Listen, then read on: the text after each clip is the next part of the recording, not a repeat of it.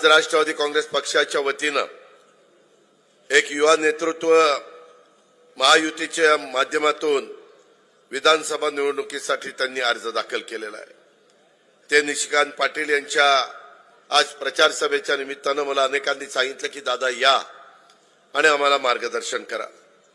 इथल्या इस्लामपूरच्या परिसरामध्ये आल्यानंतर आपण एवढ्या मोठ्या संख्येने इथं उपस्थित राहिलात त्याबद्दल आपल्या सर्वांचं मी मनापासून स्वागत करतो आणि आपल्या सर्वांच्या वतीनं महायुतीचे उमेदवार निशिकांत पाटील यांचं मनापासून अभिनंदन देखील करतो।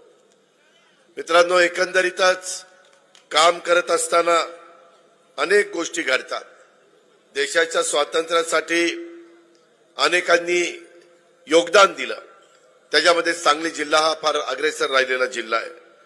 त्याच्यामध्ये क्रांतिसिंह नाना पाटील असतील, क्रांतीवीर नागनाथ अण्णा नायकवडे असतील, क्रांती अग्रणी जी.डी. बापू लाड असतील, अशा तमाम क्रांतिकारकांना मी सुरुवातीलाच वंदन करतो। माझा वाळवा तालुका किंवा हा विधानसभा मतदारसंघ हा एक क्रांतीचा तालुका जिल्हा म्हणून ओळखला जातो। आज नेहमी या जिल्ह्यांनी या तालुक्यांनी काँग्रेसच्या विचारधारेवर मनापासून प्रेम केलं। आम्ही सगळे महायुतीमध्ये असलो तरी शिवशाहू फुले आंबेडकरांची विचारधारा, यशवंतराव चव्हाण साहेबांची विचारधारा ही आम्ही कुठे सोडलेली नाहीये। सर्व जाती धर्माच्या मध्ये जातीय सलोखा करूनच आपल्याला चांद्यापासून बांद्यापर्यंत महाराष्ट्राचा सर्वांगीण विकास करता येईल। जाती जातीमध्ये धर्मामध्ये तेढ निर्माण करून कुठलाही देश, कुठलाही राज्य, कुठलाही जिल्हा किंवा कुठलाही तालुका पुढे जाऊ शकत नाही, हा आजपर्यंत आपल्या अनेकांचा अनुभव आहे। आज या सांगलीकरांनी नेहमीच आमच्यासारख्या अनेक कार्यकर्त्यांच्यावर मनापासून प्रेम केलं, याबद्दल माझ्या मनामध्ये तिळमात्र शंका नाही। परंतु क्रांतिकारकांची भूमी असणाऱ्या माझ्या वाळवा विधानसभा मतदारसंघात राष्ट्रवादी काँग्रेस पक्षाच्या घड्याळाच्या चिन्हावर महायुतीच्या माध्यमातून आज जो अर्ज दाखल केलेला आहे त्यामुळं मला खात्री आहे या निवडणुकीत वाळव्यासह संपूर्ण सांगली जिल्ह्यात नवी क्रांती घडेल। निशिकांत पाटील मोठ्या मताधिक्याने त्या ठिकाणी विजय होते। कारण गेले अनेक वर्ष विधानसभेला तुम्ही मतदान कुठल्या खुणेला करता? घड्याळाला। याही वेळेस घड्याळाला करा, काही बदलायचं नाही आपल्याला। घड्याळ घड्याळ घड्याळ एवढंच लक्षात ठेवा। जी आपली पहिल्यापासून परंपरा आहे ती आपल्याला मोडीत काढायची नाही, ही गोष्ट लक्षात ठेवा। बाकीचे येतील जातील मोडीत काढतील त्यांना लखलाप, आपल्याला त्याच्याशी काही घेणं देणं नाही। परंतु एकंदरीतच हे घड्याळाचं चिन्ह मी यांना दिलंय। माझी तुम्हाला सगळ्यांना विनंती आहे, महायुतीचं सरकार पुन्हा या राज्यामध्ये सत्तेवर आणायचं असेल तर तुम्हाला ज्या भागात घड्याळ असेल तिथं घड्याळ, जिथं कमळ असेल तिथं कमळ, जिथं धनुष्यबाण असेल तिथं धनुष्यबाण, ह्या चित्रांवर शेजारी बटन दाबून तुम्हाला त्यांना विजयी करावं लागेल। का विजयी करावं लागेल? आम्ही अनेक सरकार तुम्ही बघितली, आता एकनाथराव शिंदे, देवेंद्रजी, मी आणि बाकीचे सगळे आम्ही सहकारी हे महायुतीचं सरकार चालवतोय। आज केंद्रामध्ये मोदी साहेब तिसऱ्यांदा पंतप्रधान झाले, त्यांच्या विचाराचं सरकार राज्यात आलं तर राज्याचा अर्थकारणामध्ये भलं होणार आहे। आता अर्थसंकल्प निर्मला सीतारामननी त्या ठिकाणी मांडला, कुणाला जास्त निधी मिळाला? बिहारला मिळाला, नितीश कुमार त्यांच्या बरोबर आहेत म्हणून मिळाला, चंद्रबाबू नायडूला मिळाला आंध्र प्रदेशला, कारण ते त्यांच्या बरोबर आहेत। आणि त्यामुळं माझ्या महाराष्ट्राचा सर्वांगीण विकास करायचा असेल तर त्यांच्या विचाराचं सरकार आलं पाहिजे, म्हणजेच महायुतीचं सरकार आलं पाहिजे। अनेकांनी बोलत असताना सांगितलं की अनेक योजना दिल्या। मी ह्या वेळेसचा तुमचा 10वा अर्थसंकल्प सादर करत असताना लोकसभेच्या निवडणुकीचा निकाल लागला होता, त्याच्यामध्ये आम्हाला किंमत मोजावी लागली, त्याला काही कारण आहेत। त्याच्यामध्ये माझं संविधान बदललं जाणार अशा पद्धतीचा नॅरेटिव्ह सेट केला। माझ्या मागासवर्गीय समाजाने त्याच्यावर विश्वास ठेवला, त्यांना वाटलं आपलं आरक्षण जाणार, आपल्याला आता घटना, कायदा, नियम हे बदलले जाणार, संविधान बदललं जाणार। घटनेचे शिल्पकार डॉक्टर बाबासाहेब आंबेडकरांचं संविधान इतकं उत्तम आहे. देशामध्ये हे संविधान आपल्या देशाला दिलेलं आहे. जगात अशा प्रकारचं संविधान कुठल्या देशाचं तुम्हाला पाहायला मिळणार नाही. एवढं चांगलं संविधान आहे आणि त्या संविधानामुळेच जम्मू काश्मीर पासून कन्याकुमारी पर्यंत 18 पगड जाती 12 बलुतेदार सगळेजण आज एक संघ आहे. कुठेही कधी मतभेद किरकोळ होतात, भांड्याला भांडं लागतं, घरात पण लागतं, परंतु हा तर आपला भारत देश आहे, खंडप्राय देश आहे, शेतीप्रधान देश आहे. माझी तुम्हाला विनंती आहे की इथं माझ्या महिला बसल्यात. मी ज्यावेळेस इस्लामपूरमध्ये आलो त्यावेळेस त्यांनी सगळ्यांनी माझं स्वागत केलं. आज सरकारमध्ये आम्ही काय सहभागी झालो असाही प्रश्न काही जण विचारतात. आम्ही सत्तेला हपापलेलं नाहीये. ताम्रपट घेऊन कुणी जन्माला येत नाहीये. सत्ता येते, सत्ता जाते. मतदार राजा ह्याच्या हातात आहे. कुणाचं सरकार आणायचं आणि कुणाचं सरकार घालवायचं. त्याच्यामध्ये या अर्थसंकल्पात मी जे बजेट सादर केलं त्यामध्ये मला माझ्या ग्रामीण भागातली, मी पण 35 वर्ष राजकीय जीवनात काम करतो, मी अनेक अर्थसंकल्प सादर केले, अनेक डिपार्टमेंट मी त्या ठिकाणी सांभाळली. पण मला असं वाटलं की जी माझी महिला खुरपणीला जाते, झाडू पोतना करते, त्याच्यामध्ये जुजोबांनी घासते, स्वयंपाक काहींच्या घरी जाऊन करते, त्या बाबतीमध्ये कचरा गोळा कर, काचा गोळा कर, अक्षरशः दिवसभर कुठंतरी पाठी घेऊन भाजीपाला विकायचा, फळं विकायची आणि संध्याकाळी त्या भगिनीची चूल पेटते.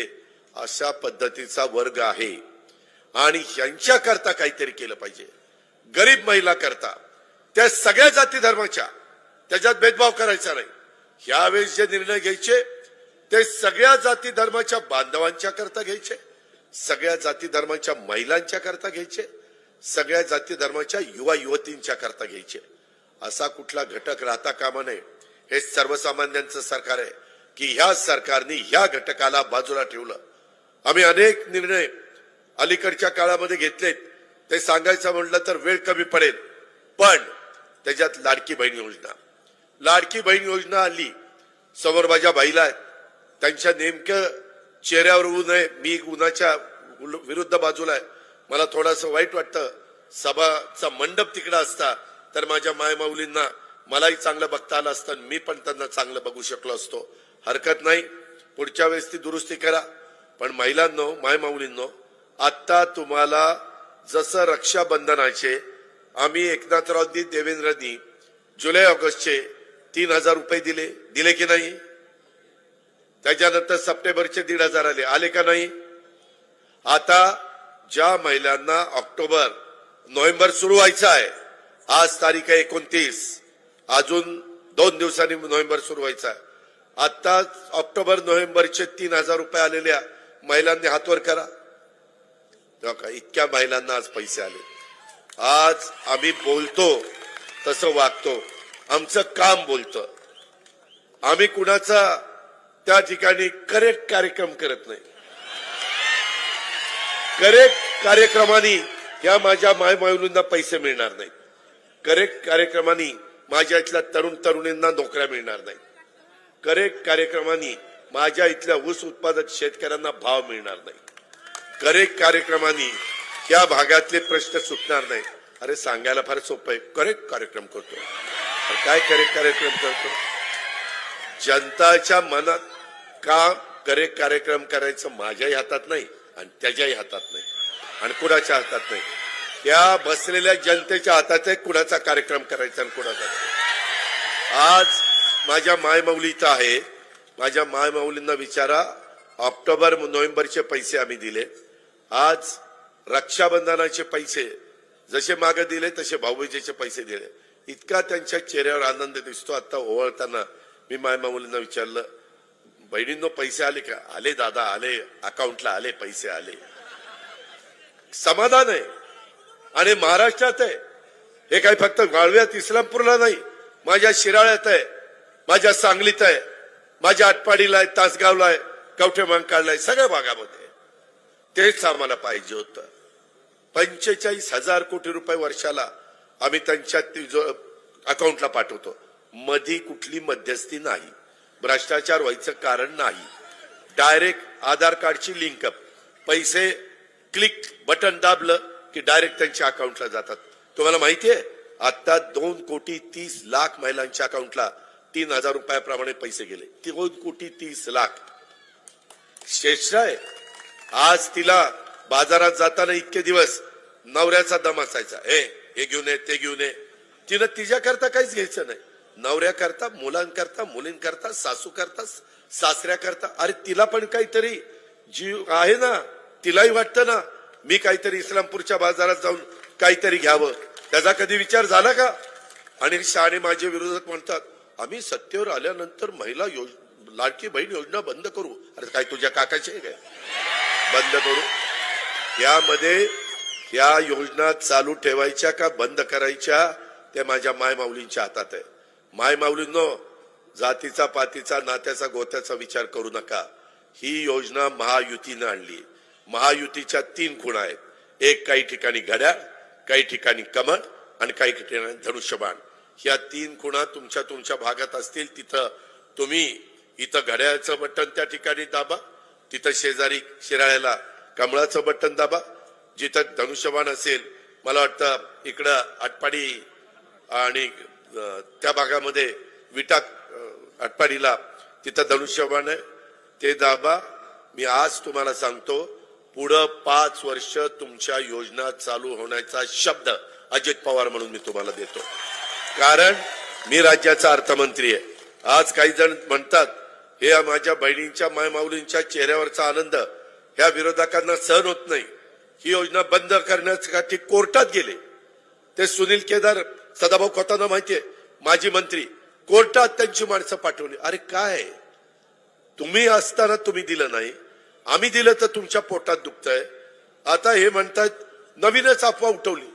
आता ही योजनेला स्टे आला. दाखवा बरं मला स्टे कुठं आलाय. काही पण सांगायचं स्टे आला, अजिबात स्टे आलेलं नाही. योजना देताना मी मागचा पुढचा सगळा विचार केलेला आहे. मी पहिलाच अर्थसंकल्प दिला नाही, 10 वेळेला राज्याचा अर्थसंकल्प दिलाय. आणि हा देत असताना आपलं एकंदरीत उत्पन्न किती आहे, आपला खर्च किती आहे, पगाराचा किती आहे, पेन्शनचा किती आहे आणि कर्जाचा व्याजाचा किती आहे, हे सगळं बघितलं आणि त्याच्यातनं ही योजना बसवलेली आहे. ही बंद करण्याकरता नाही, माझ्या मायमाऊलींना आर्थिक सक्षम करण्याकरता, सबल करण्याकरता, तिला तिचा हक्क देण्याच्या करता आणलेली आहे. त्यामुळं माझ्या महिलांनी ही गोष्ट लक्षात ठेवा. अजिबात इतरांचं ऐकू नका. आता काय विरोधकांना मुद्दा राहिला नाही आणि त्याच्यावर काही पण सांगतात, काही पण नवीन काढतात. जसं मागे सांगितलं संविधान बदलणार. उलट नरेंद्र मोदी साहेबांच्या शपथविधीला मी गेलो होतो राज्याच्या वतीनं. मुख्यमंत्री होते, देवेंद्रजी होते, अनेक सहकारी होते. तिथं संविधान वर ठेवलेलं होतं राष्ट्रपती भवनात आणि त्या संविधानाचं त्यांनी दर्शन घेतलं आणि नंतर शपथ घेतली. एवढा आपण सगळेजण संविधानाचा आदर करतो का? तुम्ही आमच्या बाबासाहेब आंबेडकरांच्या विचारांच्या सहकार्यांना दुखवण्याचा प्रयत्न करतात का? त्याच्यामध्ये वेगळ्या पद्धतीने सरकारच्या बद्दल बदनामी करण्याचा प्रयत्न करतात. ठीक आहे ना, मी माझी मतं मांडेल, त्यांनी त्यांची मतं मांडावीत.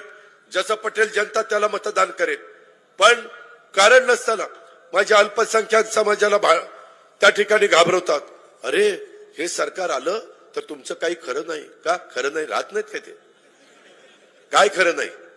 आज कुठल्याही परिस्थितीमध्ये आम्ही पण सरकारमध्ये आहोत ना.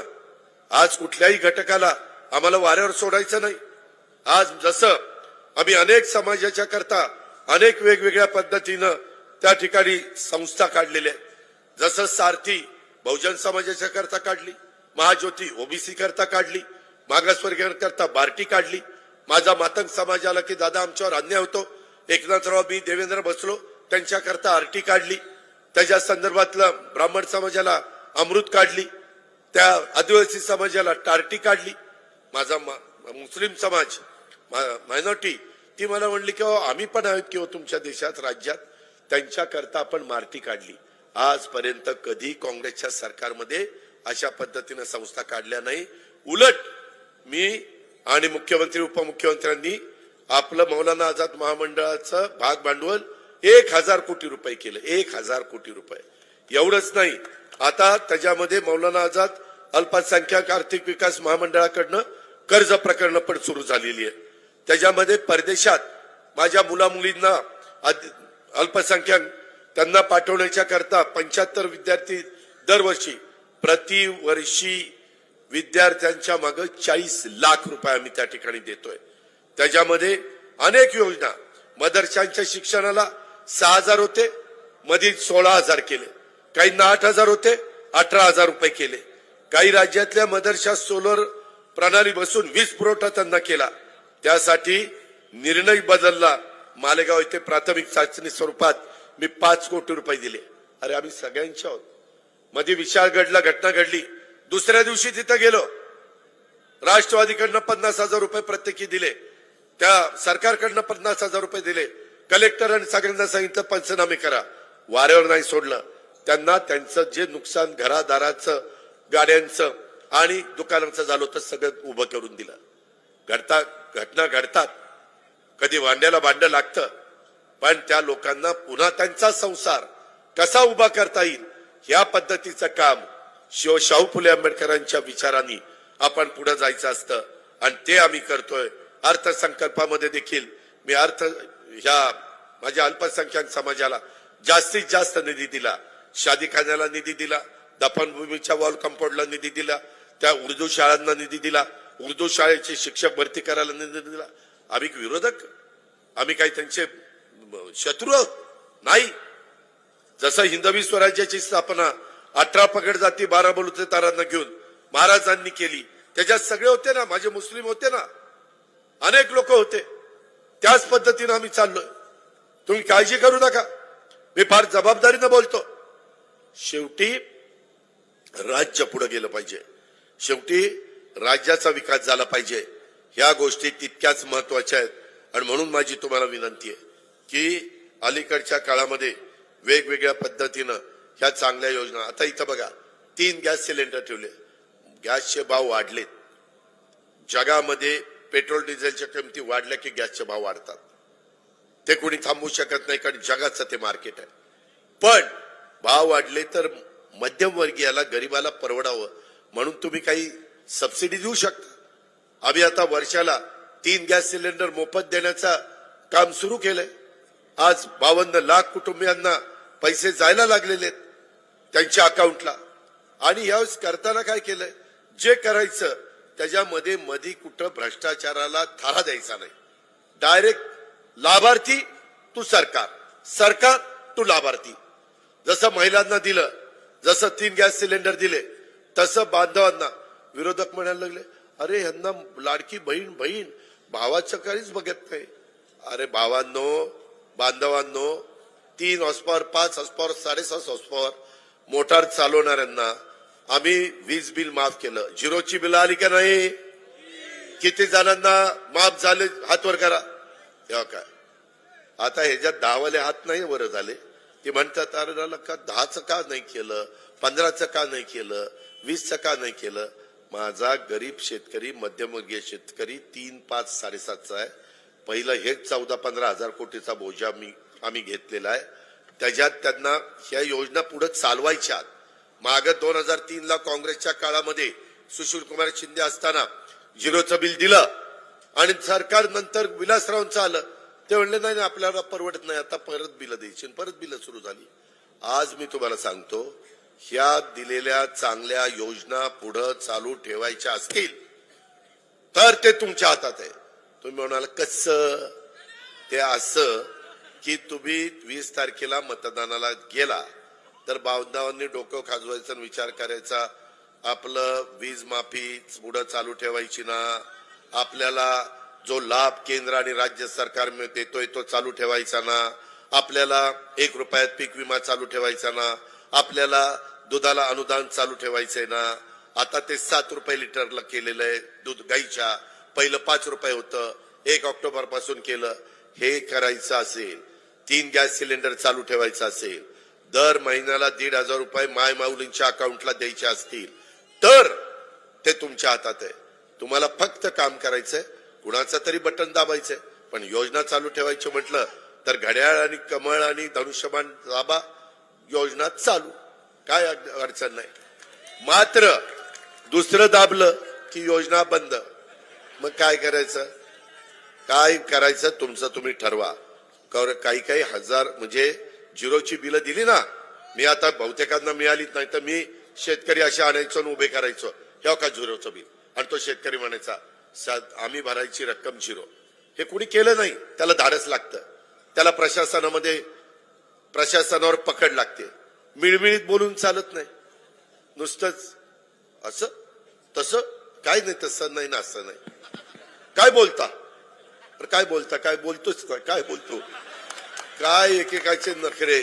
आणि आत्ता काहीतरी मध्ये इथं सभा झाली, मला काही जण सांगत होते की दादा इथं सभा झाली तर वरिष्ठांनी सांगितलं की आता इथं मुख्यमंत्री पद येणार. साफ थापाय थापा. ज्या गावच्या बाबळी आहेत त्याच गावच्या बोरी आहेत. तुम्ही म्हणाल कसं, तर ती असं की 2004 ला राष्ट्रवादी काँग्रेस पक्षाचे 71 आमदार आले. किती? 71. काँग्रेसचे किती आले? 69. विलासराव देशमुख मला म्हणले आज हयात नाही येते की अजितराव, ते मला अजितराव म्हणायचे. अजितराव आता कोण मुख्यमंत्री करायचं बघा तुम्ही, RR भुजबळ साहेब ठरवा काय ते. म्हणलं का नाही? म्हणले सोनियाजींनी सांगितलं की त्यांचं जास्त आमदार आहेत त्यांचाच मुख्यमंत्री आता आपल्याला करावं लागेल. आमचे लोक तिथं चर्चा करायला गेले आणि म्हणले आम्हाला मुख्यमंत्री पद नकोय, 4 मंत्रीपद आणि 4 खाती जास्त द्या आणि तुमचंच तुम्ही मुख्यमंत्री व्हा. अरे जेव्हा जास्त जागा येऊन तुम्ही मुख्यमंत्री पद घेईना तर आता कसं घेणार? का रे लबाडा घरचं आवाजनं जेवल्याशिवाय खरं नाही. हे सगळं खोट आहे, काही देणार नाही. आता तर काहींनी जवळपास 500-700 लोकांची यादी केली. तुला MLC केला, तुला महामंडळाचा लाल दिवा दिला, तुला कॅबिनेट मंत्र्याचा दर्जा दिला. काय म्हणलं यांना काय फुटलंय, काय झालंय, काय नाही, सगळ्याला थापा मारतात. हे काही खरं नाही. आज तुम्ही बघा, आज तुमच्या भागामध्ये जे लोकप्रतिनिधी आहेत, आज का इतकं पोटतिडकीनं मगाशी बोलत असताना निशिकांत दादा बोलले, पूर्वी ते राष्ट्रवादीत होते, का राष्ट्रवादी सोडली, का वेगळे झाले, त्याच्या संदर्भामध्ये तुम्ही एक गोष्ट लक्षात घ्या ना, निशिकांत पाटील हे मुळात एक धडाडीचा कार्यकर्ता, लोकांच्यासाठी काम करण्याची तळमळ ही त्यामध्ये आहे. इस्लामपूर शहराचा प्रथम नागरिक म्हणून त्यांनी अत्यंत धडाडीनं कामं केली. मात्र त्यांची कामं करण्याची धडाडीच काही जणांना धडकी भरली आणि हा आपला प्रतिनिधी, हा उद्याचा आपला प्रतिस्पर्धी ठरेल म्हणून निशिकांत पाटलांसारख्या काम करणाऱ्या माणसाला इथं कायम दाबून ठेवण्याचा प्रयत्न झाला. मात्र एक निसर्गाचा एक नियम आहे इस्लामपूरकरांनो, की तुम्ही एखाद्या गोष्टीला जेवढं दाबण्याचा प्रयत्न कराल ती गोष्ट तेवढ्याच ताकदीनं उसळून वर येते. मला वाटतं निशिकांत पाटील सुद्धा कायम त्या ठिकाणी त्याच ताकदीनं उसळून वर आल्याशिवाय त्या ठिकाणी राहणार नाही. खूप जणांना कुजवलं. मी भीमरावशी बोलत होतो, मी काही माझ्या सहकाऱ्यांशी बोलत होतो. मला त्या ठिकाणी आमचे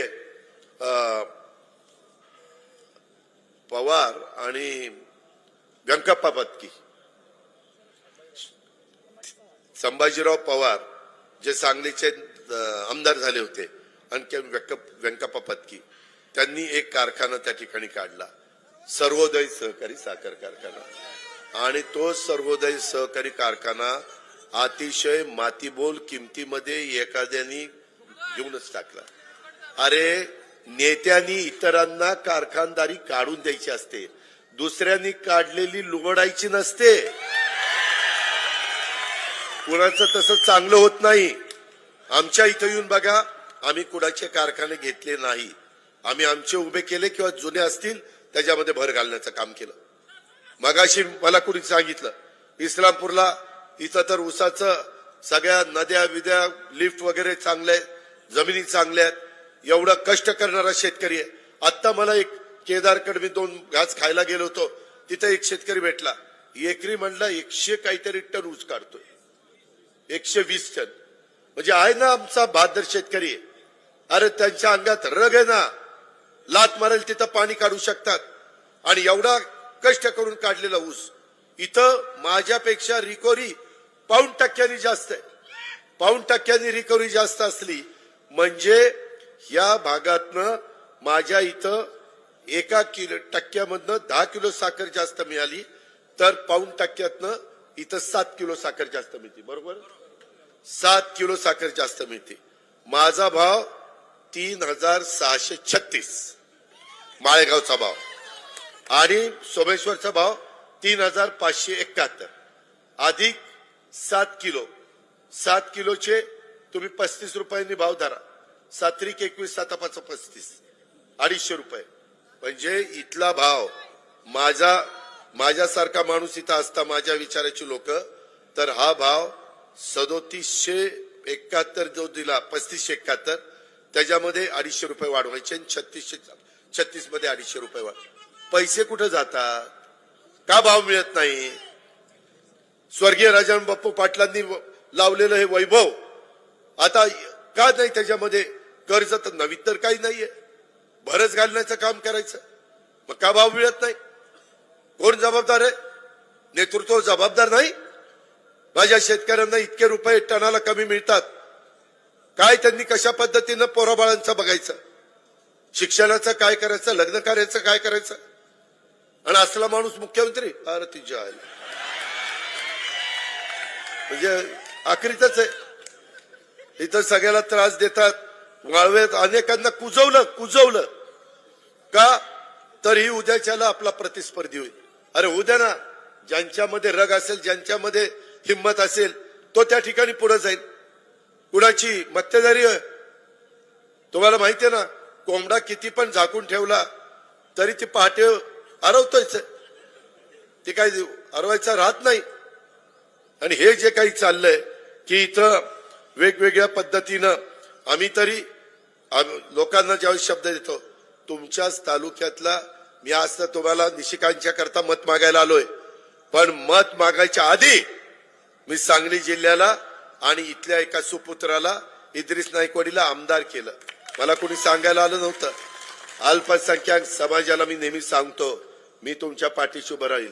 तुम्ही न सांगता विधान परिषदेमध्ये सदाशिवराव खोतांना विचारा, एक देखील अल्पसंख्याक नाही.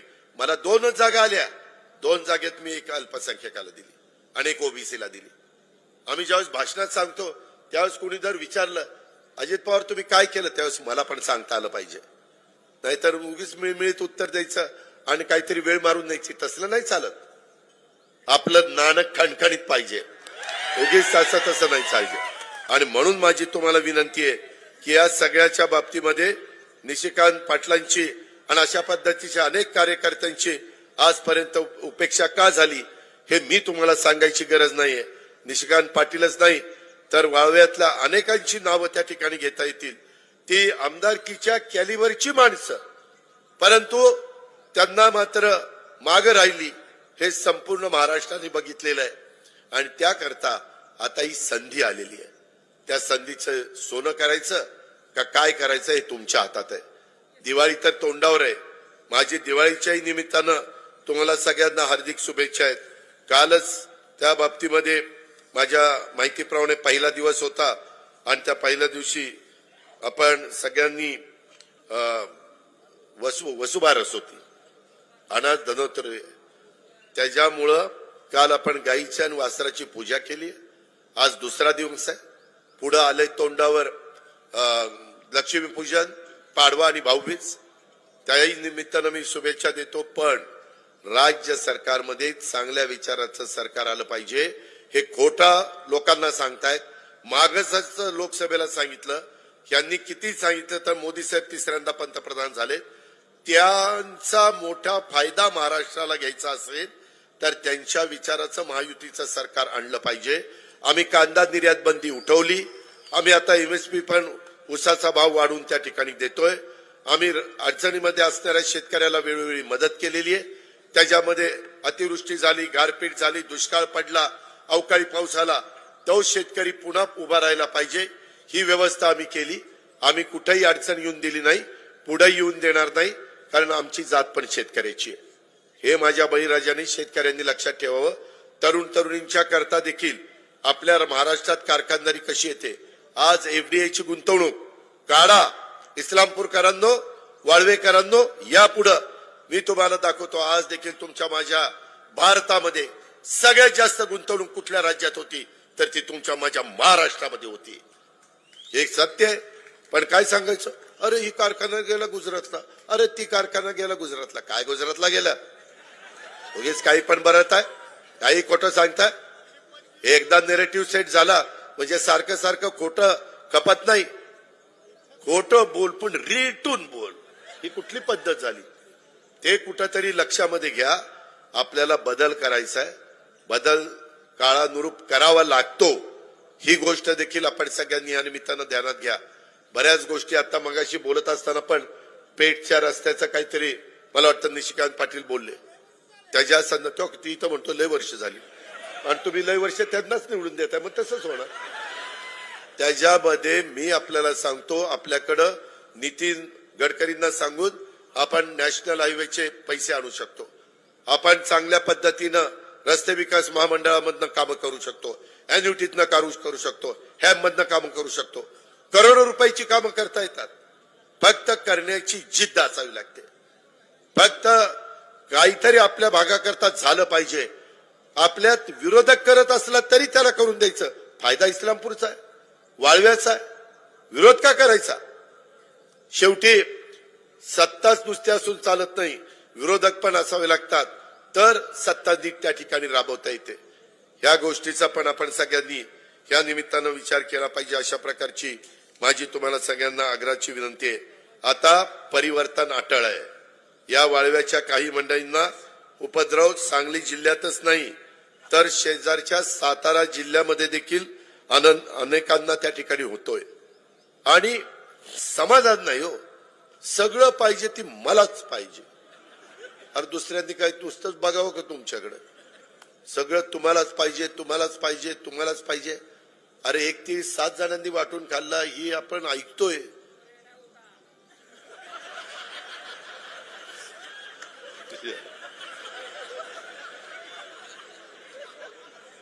त्या लोकप्रतिनिधीमुळे ही दुपारी चंद्रावर जायला लागला. काय चांगला लोकप्रतिनिधी पाहिजे की असं करू नको, तुझं वाटोळ होईल, मुलाबाळांचं वाटोळ होईल. मी इथं तुमच्या इथं सभेमध्ये आर विचारा गेला, पण मी सांगितलं होतं ना आरला तंबाखू सोड म्हणून, गुटखा सोड म्हणून, इस्लामपूरच्याच सभेत सांगितलं होतं. आणि त्यावेळेस आरला वाईट वाटलं, तुम्हालाही वाटलं की आयला कुणाची चेष्टा करते. चेष्टा नव्हती केली, मी खरं सांगितलं होतं त्यावेळेस. नंतर मी ज्यावेळेस बीच कॅन्डीला त्याला भेटायला गेलो, हातात हात धरला, म्हणलं दादा 2012ला तू सांगितलं होतं तंबाखू आणि गुटखा सोड, ती सोडली असती तर आता मी तुझ्यामध्ये असतो, लोकांच्यात असतो. या पद्धतीनं आणि हे ह्याचा विचार करा. आम्ही चांगला विचार मांडणारी लोक आहेत, आम्ही त्याच्यामध्ये लोकांना चांगला सल्ला देणारी माणसं आहोत. आज आपल्याला केंद्राचाही मोठ्या प्रमाणावर निधी त्या बाबतीमध्ये आणायचा आहे. मला गेल्या अनेक वर्षापासून राज्याच्या राजकारणात, समाजकारणात आणि सहकार क्षेत्रामध्ये मी काम करतोय. त्यामुळं मला या सगळ्या मंडळींच्या खोडी बारकाईनं माहिती आहे की कोण खोडीलंय, कोण त्या ठिकाणी कोणाला काय करतंय. त्याच्यामुळं वाळवेकरांना आता चांगल्या प्रकारची संधी चालून आलेली आहे. नुसतं गुळमाट बोलणाऱ्यांना आता सुट्टीवर पाठवण्याची वेळ आलेली आहे. बरं, माणसांना सुट्टीवर पाठवायला वाळवेकर तरबेज आहेत. वाळवा ही क्रांतिकारांची भूमी आहे, त्यामुळे इथं सुद्धा अशी परिवर्तन घडलेली आहेत. त्यामुळं हे परिवर्तन वाळवाकरांना नवीन नाही. त्यामुळे मला खात्री आहे निशिकांत पाटलांच्या रूपाने आता वाळवा मतदारसंघात परिवर्तन अटळ आहे. फक्त आता तुमच्यात फूट पडून देऊ नका. बर, फूट पाडायला समोरचा माणूस अतिशय तरबेज आहे. कुणाच्यात फूट पाडायची, कशी फूट पाडायची, कशा प्रकारे फूट पाडायची, माणसात माणूस कसा राहणार नाही याची पुरेपूर काळजी समोरच्यांच्याकडनं घेतली जाईल. मात्र तुम्ही सर्वांनी एकत्र राहा, तरच परिवर्तन होईल. ही काळ्या दगडावरची पांढरी रेघ आहे, हे वाळवेकरांनी आपण विसरू नका. इथल्या प्रत्येकाने गट तट माझा तुमचा हा भेदभाव बाजूला ठेवा. एकत्रितपणे या विधानसभेच्या निवडणुकीमध्ये महायुतीचे अधिकृत उमेदवार घड्याळाचं चिन्ह घेऊन उभे राहिलेले निशिकांत पाटलांच्या मागे शक्ती उभी करा. अशा प्रकारचं आव्हान करण्याच्या करता, माझ्या मायमाऊलींना भेटण्याच्या करता, माझ्या मायमाऊलींनी आता दिवाळीचा देखील फराळ दिला. ह्याच्या आधी फराळ दिला असता नसता. आता भावाचं नातं इतकं जवळ झालंय की बहिणी भावाला विसरेना आणि भाऊ बहिणीला विसरेना. त्याच्यामुळे मला चकली मिळाली, लाडू मिळाला, करंजी मिळाली, अनारसे मिळाले, चिवडा मिळाला. बघा माझ्याकडे आता ठेवलेला आहे, आता जातोय घेऊन. ह्याच्यातला गमतीचा भाग सोडा, परंतु ही एक आपुलकी आहे. ही आपुलकी कशातनं निर्माण झाली? ही लाडक्या बहिणीमुळे निर्माण झाली. हे माझे बांधव आहेत, यांनी पण चांगल्या पद्धतीने करावी त्याकरता आमचे आत्ताचे कार्यक्रमाचे अध्यक्ष हे सदाभाऊ खोत तर प्रयत्न करतायतच.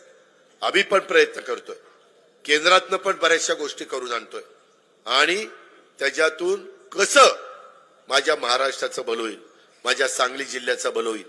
त्याच्यातनं आता सोलरवर मोठ्या प्रमाणावर वीज देण्याचा निर्णय घेतला. 6 महिन्यात ते 8 महिन्यांनीच महाराष्ट्रातल्या प्रत्येक शेतकऱ्याला दिवस उघडला की त्याचा वीज पंप चालू होईल.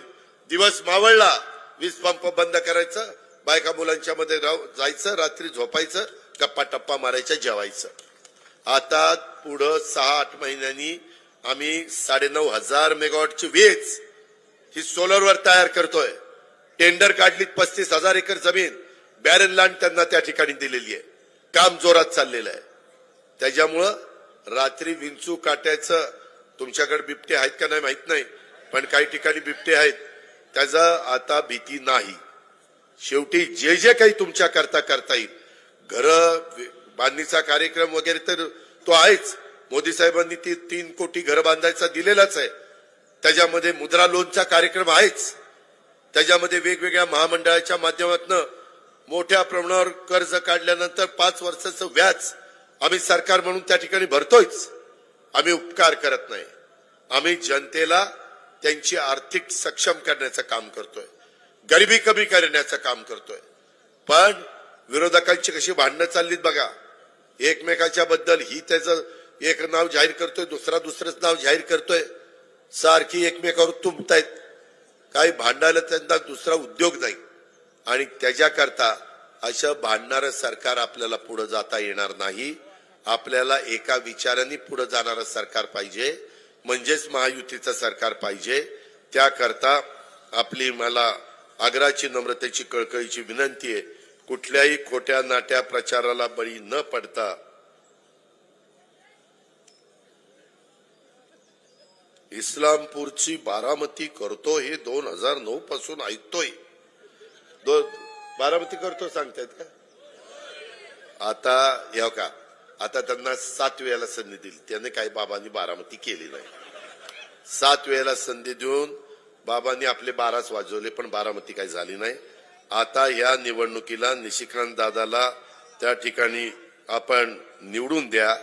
तुमची उद्याच्याला बारामती नाही, बारामतीपेक्षा चांगलं इस्लामपूर शहर त्या ठिकाणी आणि तालुका करण्याचं काम निशिकांत पाटलांच्या नेतृत्वाखाली होईल.